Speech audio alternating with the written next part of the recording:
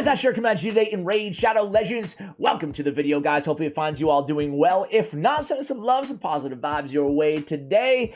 If you're going through something, guys, just know that sometimes what it takes is not changing heaven and earth all in a day, right? Sometimes it just takes instilling small, little, tiny, positive habits or rituals into our daily routine, and that will actually compound over time. So, as we said here on the channel before, guys, if you're in a bad spot, or maybe not even a bad spot, maybe just not where you want to be in life right now, whether you're old, whether you're young, whether you're middle-aged, just making those small changes, sometimes that can be the best and most effective way to get to wherever you want to be. Anyway, today, guys, I wish, honestly, that someone had made a video like this a long time ago. These are my favorite types of videos to do. Videos that I wish had been out there for me to consume, right? Because we're going to talk about 3 champions.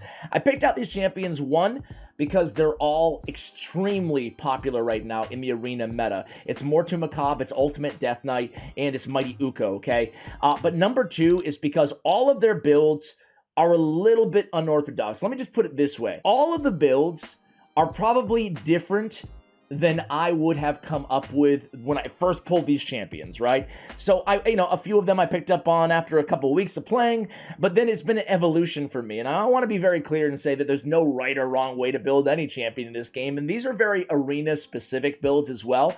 It's not like you can't use these champions in other areas in these builds, but it's really not going to be the best build. Certainly far from it on all of these champions, maybe with one exception. But first, guys, a very special sponsor for today's video. It is Undawn, a brand new game. I have a closed beta opportunity for you guys, so listen up.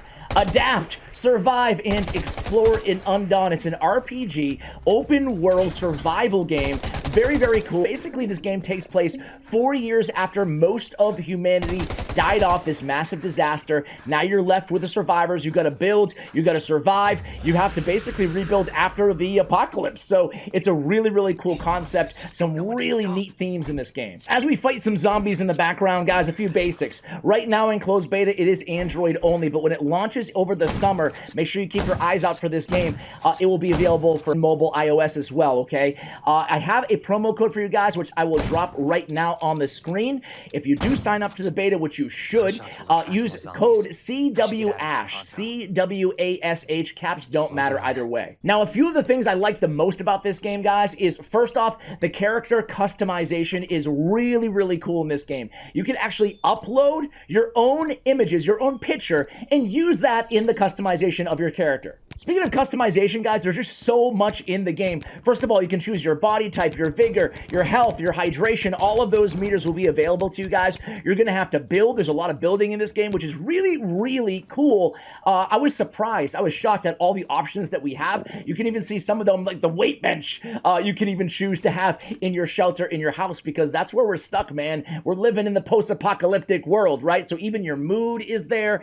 They use Unreal Engine 4, so the graphics are absolutely stunning in this game as well. So this world is absolutely huge, guys. It's so cool, right? We have abandoned cities. Obviously, everybody's dead for the most part, right? We have a diverse ecosystem with animals, plants, weather systems. There's a day and a night mode as well. You have to build a shelter, search for survival buddies. You don't know who's out there right now. So there's a lot to figure out, and there's a big, immense, dense world out there to go ahead and do so in. And speaking of the building too, guys, I don't want to overwhelm you with that. It's not building in like an annoying and tedious sense. It's building as in you have like a 1 acre manor, right? That you and other survivors are going to just kind of hold up on. That's going to be your main base. But you can also venture out, make alliances with other bases out there. And there's over 1,000 types of different kind of furniture and structures to customize your home. And that's not all, guys. There's so much that we didn't talk about in this short ad. But, one of my favorite things is all the vehicles, right? The tons of vehicles in other game modes within this game. Not just battling, not just building, but you can do Grand Prix racing in this game, which is just so crazy, guys. So make sure, again, you go ahead and enter in my creator code CWASH and sign up for the closed beta today. The link will be in the description below. Thank you so much, Undawn, for sponsoring today's video. Sign up, guys. So let's go ahead and cut to the chase here. Who are the 3 champions that we're talking about? Again, it's gonna, I'm just gonna get, instead of going over all their kits and stuff, I'm just gonna start pulling them up in the gear that I have, and we'll just talk about them one at a time. So let's start out with Mortu-Macaab. Mortu-Macaab, I just did a guide on him on the other channel as well. He's a really freaking amazing nuker for the arena, right? Because of the parallel ability. Where's your gun? I don't know. We should have been having a thing. There's no time for a thing. I know. That's the thing right there. Let's go.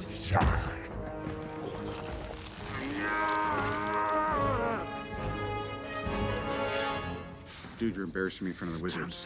Obviously, this is unlocked every time he's hit, 20% chance to unlock peril, also has a 20% chance to fill his turn meter. Because of this, you can actually build him really slow because you're going to get that nice turn meter boost anyway. Especially, you can build him slow because you want him in a 2-turn stone skin, a 6-piece stone skin. Why not Savage? Why not Lethal Gear? We actually talked about this a couple videos ago, but it's because we're already ignoring on peril shield, block damage, and 100% of enemy defense. What do we need Helm Smasher? What do we need Lethal Gear? What do we need Savage Gear when we're already ignoring 100% defense? You could say, well, Ash for the A1 and the A2. But you know what? For me, that's not where Mortu-Macaab. That's not why you're running Mortu-Macaab in the arena. You're already going to get decent damage out of these abilities. But for me, again, this gives us the luxury, right, on this champion of building him in a 6-piece stone skin and building him super, super slow.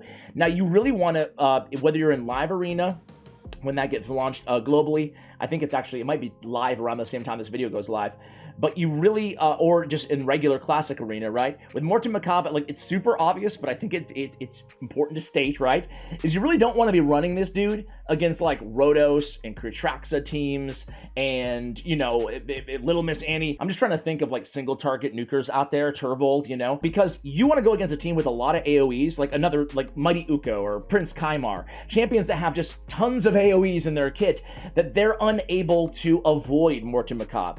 Mortu-Macaab does not shine when you're using him against single target attackers for obvious reasons. He's not going to be attacked, and they're going to be able to work around Mortu and handle him last, okay? So we have Polymorph on him, but really, I mean, I think Polymorph is nice. You get a little bit of extra defense. I did want to make him a little bit tankier, but I think probably the most common is, well, you could probably go Soul Reap. You can get the extra attack, and the target HP threshold will continue to go higher on the blessings. But most importantly on this guy, guys, is again having the luxury of building him super slow. You can see his speed. Pile up as much HP and as much crit damage as you possibly can. Go with 100% crit rate and then make him slow. That way, again, he has that stone skin protecting him. No Rhodos is gonna come in one-shot him, right? And it gives him a lot of time to get hit a lot to activate those perils. Sometimes, especially if you're lucky, if you go against a heavy AoE team or someone who doesn't know what they're doing in the arena and attacks him, you can actually get a lot of utility sometimes just popping off the entire enemy team before the stone skin even wears off if you build him slow enough. So that's why we have only 136 speed. Unlike Ultimate Death Knight, we're going to talk about in a moment, with Mortu-Macaab, like, if you have a little bit of speed, it's not the end of the world to me. You know, you do eventually want to get back around to those perils, but we'll talk about UDK in just a moment here. But of course, maximizing crit damage here. So we have crit damage on the gauntlets, we have HP percentage on the chest, we have HP percentage also on the boots. Of course, seeing as how we don't need him super fast, we can go ahead and take advantage of HP percentage on the boots as well. So I would go HP, crit damage, and then I have HP, of course, on the banner. We have crit damage on the amulet, and we do have HP, of course, on the ring as well. So this is the Mortu-Macaab for the arena. Again, I have an offensive build here. We have Flawless Execution as our final mastery. This will help me get to 300% on the crit damage, right? So there's no reason, again, to really go Helm Smasher, certainly not for peril.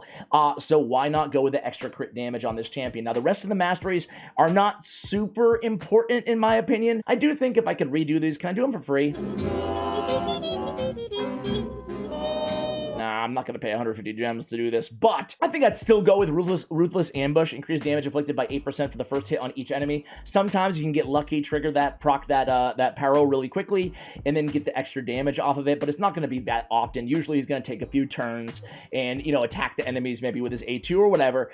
So Ruthless Ambush is not going to be as much of a must-have as it normally is for arena nukers. Same thing goes with Bring It Down. Increased damage inflicted by 6% with attacking targets with higher max HP. Well, this dude has 110 2k or whatever HP, it's going to be very few and far between, but we're going to be attacking a target with fewer HP than him. However, I will say that Heart of Glory is great. Usually people are going to avoid Mortu-Macaab, so if you have like a shield set on him, obviously it's not going to work if you don't have a shield set because he has to get attacked to have it triggered, but Heart of Glory increases damage inflicted by 5% when attacking with full HP, so if you do have a shield set on him and he gets attacked, he still might have full HP, so you can go that route.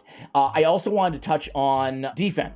So I think it's a big misnomer out there that Bulwark will trigger Peril. It will not. So Bulwark and Selfless Defender, unfortunately, boy would he be OP if it did, it will not trigger his Selfless Defense, or his Peril, excuse me. So that's unfortunate.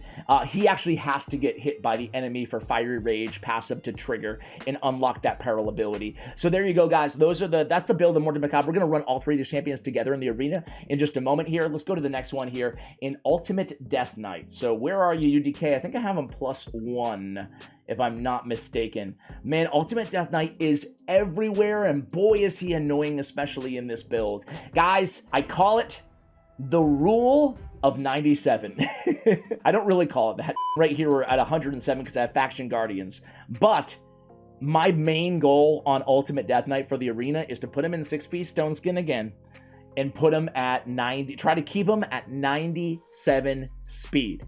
Unlike Mortu-Macaab, who it's not like the end of the world if you have a little bit of speed here and there. Still want HP percentage on the boots no matter what, though, for the arena. On Ultimate Death Knight, man, we want him so slow.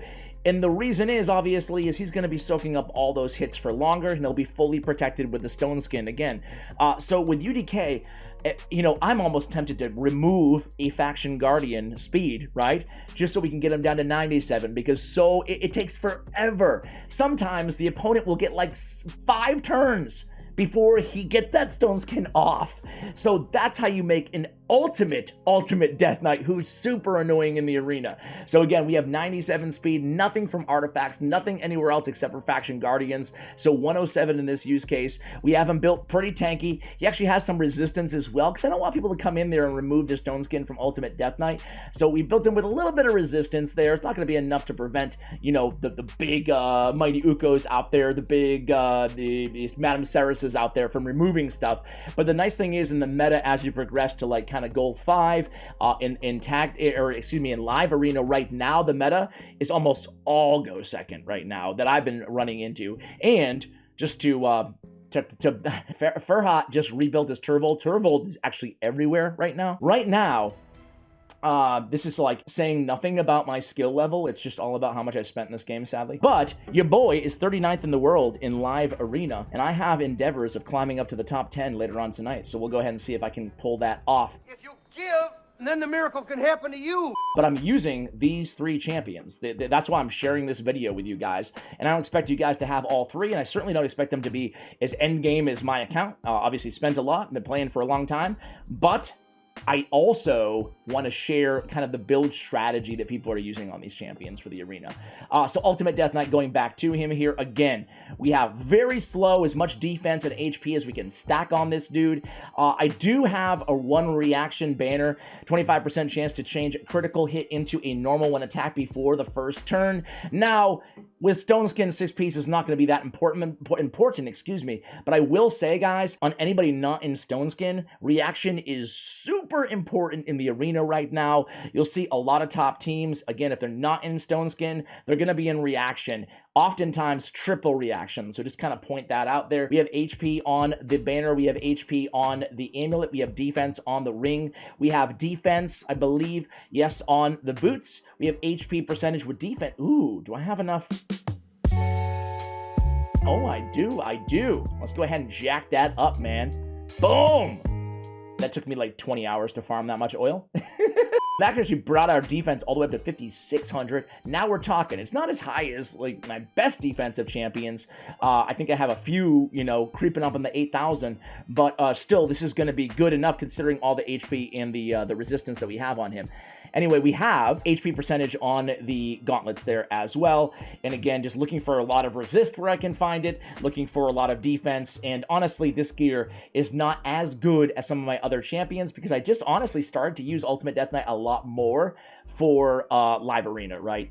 Before that, I didn't really use him a ton, but now, I'm starting to get him into better gear and stuff like that. So for UDK, super, super slow. For masteries, I think there's a few different ways you can run this dude. Because he's in Stone Skin again, I think it's almost a no-brainer to have a champion on your team who's in Stone Skin with Selfless Defender to protect the allies who don't have Stone Skin. Decreases the damage an ally receives from the first hit in each round by 20%. This champion will receive that damage instead. He doesn't even receive damage. He's got Stone Skin, right? So it might as well have that. We also went with extra resist with Unshakable. I feel like you can honestly make a case for going, Elixir of Life for this champion as well. I'm happy with the extra resistance. You could also potentially go with Bulwark, but he's going to be targeted most of the time anyway on those single target attacks because he hogs all those attacks vis-a-vis his passive. I did go down and picked up Improved Parry as well. And again, I started with the HP. I'm not as concerned with accuracy on this champion. I just wanted to be an annoying, slow tank. That's the job of Ultimate Death Knight there. Now whatever. Really love this build. Again, I think there's a case to be made for sacrificing some of this resistance and really just trying to jack up that defense even more than it already is. But nonetheless, you guys kind of get the principles there. Now it's going to be Mighty Uuko.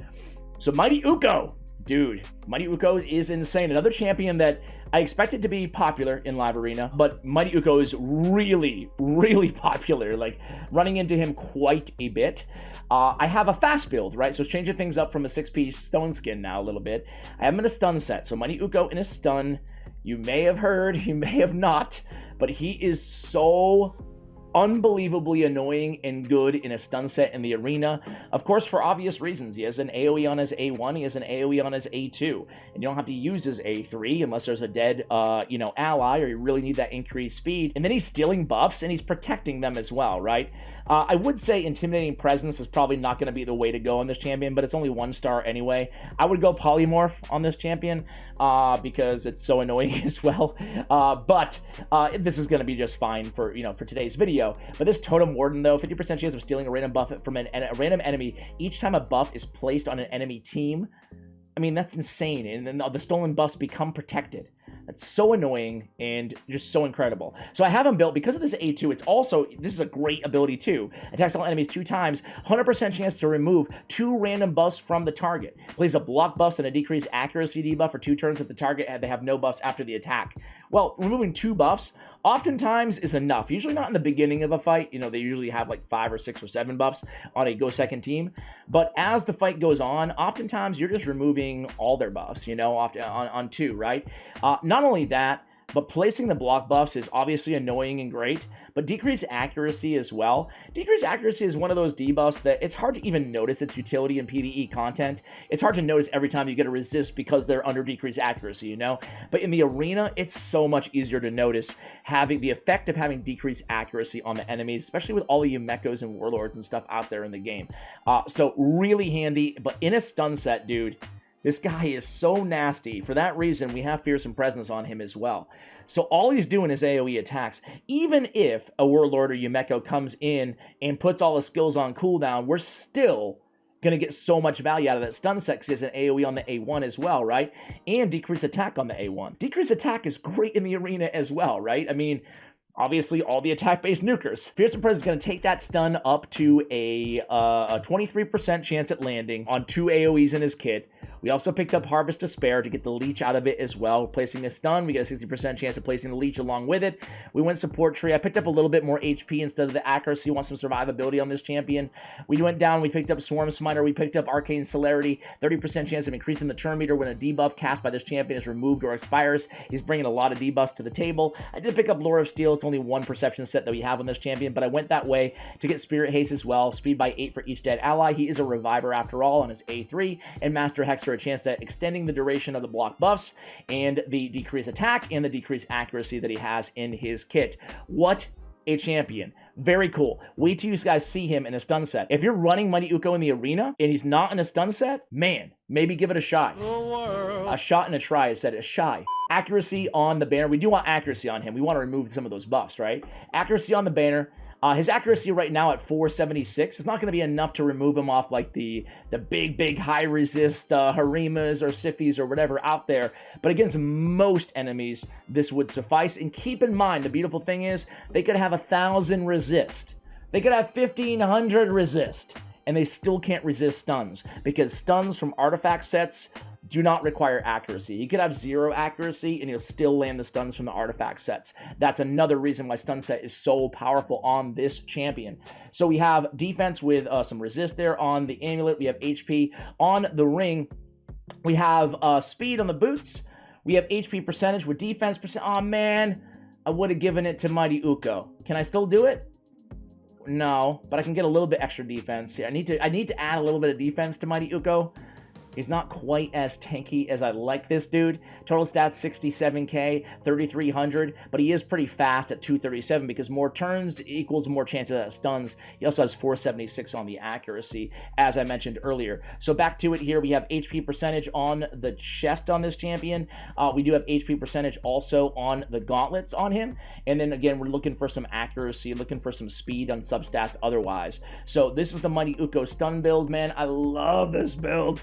I love this champion, guys. All right, let's go into the arena, see what we have here. Wait. 22 minutes already. Okay, all right, we'll get to work there. Let's just go against the first team that we come across here. I threw all these champions in with Ursuga. I like Ursuga well enough, but she's in a bolster set, and I think it's important to give this team some bolster as well, right? Keep us alive against go first teams. We do have 2 stone skins, but I want to make sure that my Mighty Uuko stays alive as well. So here we go. We're going to come in with the A2. We should be placing block buffs and decrease accuracy on most of these champions here. She told me don't worry about it. We didn't land 1 stun. What are the odds? Well, I guess they're not bad. But, darn it, this is your time to shine. Shame on you. All right, A1, come in here, land a stun right away on Pythion. So we landed a stun on their cleanser, which is great, okay? Let's come in here, and this is Ultimate Death Knight's first turn here. He's going to shield up the team. We're going to come in and just poke at Rhonda a little bit. Rhonda is crazy. Didn't even notice they had UDK there. I should have seen that, but it's okay. Come back in here again. Watch this. Again, like, nobody can do anything against my team because of A, how tanky we are, and B, oh, we got a stun on Rhonda. You see that stun? I didn't even see it there. I didn't even see that there. But again, Mortu-Macaab, shifting our attention to Mortu-Macaab. He has been attacked. We haven't gotten lucky and unlocked that peril, but we did land another 2 stuns. This is Mighty Uuko, dude. It's insane. It is insane, the amount of stuns that we are landing with this champion. All right. Eventually, we'll get attacked. Another important note here, guys. I wanted to mention another stun. I mean, unfortunately, their cleanser did cleanse. Another important note that I wanted to mention. I didn't even notice they had a level 56 Rhonda here. My bad for picking on this team. I was watching somebody play. I even forgot who it was. It doesn't even matter who it was. Not that I would call them out anyway, right? And they were using peril against like a Prince Kaimar, and then they used it against a, it might have even been Rhonda, you know? Basically, against champions with AoE, look at this, boom, out, 1 shot, didn't even need the 2 hits, right? Now, this is a slow team, in case you guys weren't aware, right? I'm just gonna put it on auto while I talk to you guys. But, like, okay. So we're going against Mithrala, like, okay, as I used an example earlier, right? Kaimar. Why would we ever? You got to be very careful on Mortu-Macaab. You do not want to attack the champions that have an AoE, especially on their A1, right? Don't want to do that. Save them for last. You need to keep the AoE targets alive as long as possible to continue activating that peril. So let me give you a better example. We're going against a let's see, Nutcracker, right? We're going against a Nutcracker. We're going against a Siffy, a Duchess, and a UDK, right? So Siffy, Duchess, and UDK, I mean, they're all going to be able to work around Mortu-Macaab nice and easy. No one's going to attack them, right? So in that situation, it might be very tempting to get rid of Nutcracker first. And maybe you have some other nukage on your team. That would be a wise decision. Every scenario is a little bit different. Every team's different. All I'm saying is that hopefully I made my point here. It would be tempting to go after the AoE nuker first, but no one's going to be alive to actually attack him with an AoE attack and trigger his peril for the rest of the battle, so keep that in mind. I've seen players get stuck in situations where essentially they're like, okay, I killed whatever, I killed their nuker, but now I can't activate peril, and he's not, you know, doing enough damage with his A1 and his A2 to kill anybody else, you know? So, hey, eventually, we're gonna go ahead and finish this one off. I'll be right back. All right, guys. I realized that I put it on auto when they did exactly what I said not to do, and they took out the AoE nuker. Okay, guys, I see so many good teams to attack here, okay? So look at all these AoE nukers, or AoE teams. They got Valkyrie, they got Solus, and they got Prince Kaimar on this team. This is gonna be so easy because we can just we can remove all their buffs with Mighty Uuko, and they're definitely gonna activate Mortu-Macaab so quickly here, right? So you can see they do have block debuffs, block debuffs, but we can potentially stun, excuse me, Siphi. So let's go ahead and come in here, boom, boom. Oh, and an important thing too on Mighty Uuko, as you just saw there with Kaimar, for example, is we're removing a buff anyway, right? So we could remove block debuffs. Here we go, let's go. Who do we want to kill, guys? We're gonna be able to kill any of these guys. Let's take out their nuker. They have so many AoE attackers. Please, I have a family. Nice and easy there. Solus down. Heartless bastard. They can seal the magic all they want. Let's come in with the A1 here. No stuns that time. It's shocking. It's almost weird when they don't land. This is why Fearsome Presence is the way to go on this champion. It's just so valuable to have him. It's just like another layer of annoyingness, right? To add to this champion already. All right, so here we go. Here we go. A1. Come on, give me the stuns. Come on, Mighty Uuko. Time to shine, dude. Time to shine. All right. Block active skills on Siphi. Don't really like her A2 that much. UDK finally out of his, again, we landed the stun right there on Siphi. And let's just go ahead and heal and shield the team up just in case. Just in case. Valkyrie does hit very hard on her A2. I'm going to keep coming in with the, so you might have noticed, why did you attack in on all those counterattacks? Because the counterattack of Prince Kaimar is going to activate my peril. That's why.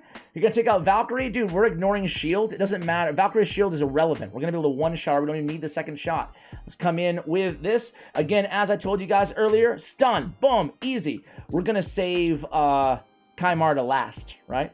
That way he can keep activating Mortu, and boy, what a potent, another stun. I mean, this is just insane. It almost feels like it's more than 23%. I don't know, guys. Here we go. But you guys, I think you probably get the point at this point, right, in the video. I could sit here and play Arena all day with you guys. I'll do one more team after this. What do you say? No. For the 3 viewers still watching here. Yeah, what do you guys think of these builds? I would also, as I said in the beginning of the video, there is no right or wrong way to build any champion in this game. So I would love to hear from you guys. These are just a lot of the, I guess, popular meta builds on these champions that people are using right now in top Arena.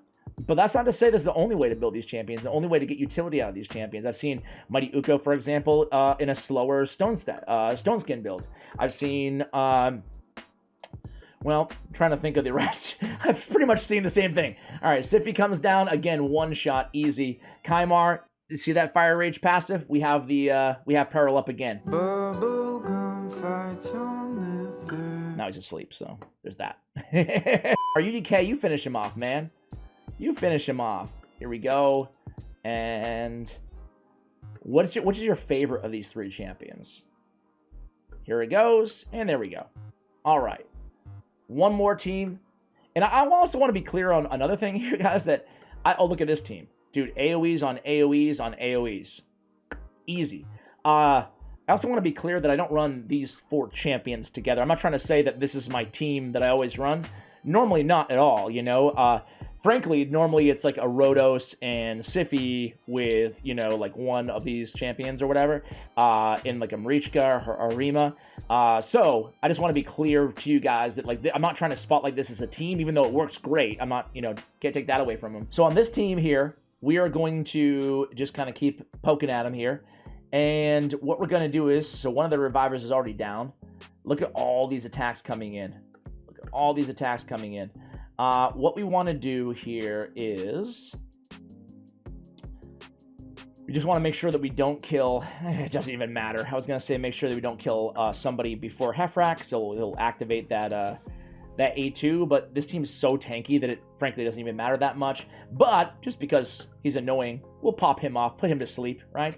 Now, we still have 2 AoE attackers on the enemy team.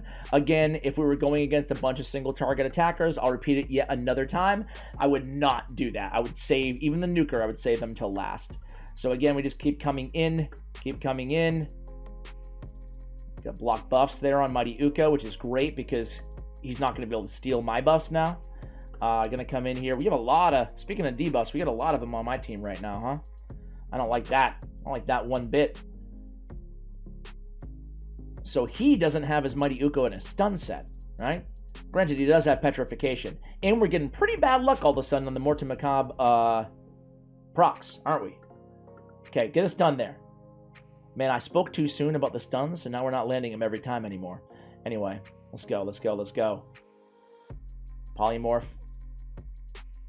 Which is a team like this, I would almost just polymorph it up on everybody, right?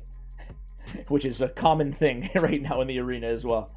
All right, let's go ahead and get rid of Duchess. Because if I had some higher level polymorphs against Mighty Uuko, which is definitely a downside, it would be great. There's the stuns we're looking for. We landed 2 there. Heck yeah. All right. And oops, we have block buffs everywhere except for Mighty Uuko. I guess I'll take it. Peril, finally. All right, who do you want to take down? Mighty Uuko. Bye. Even though, probably again, should have taken down Duchess or something like that instead. Because it will just prolong the battle a little bit. But hey, you know what? I'm going to come at you guys at the end of this battle because it's just a matter of time before they activate the Peril again, so I'll be right back. All right, guys, there they go. Actually, it wasn't too long there. Hopefully you enjoyed this video. If you want to see more like it, go ahead and drop some arena champions that you're curious in terms of unorthodox builds or meta builds for that matter, like today's video. Thank you so much for watching until the end. I appreciate you guys, and as always, take care, guys.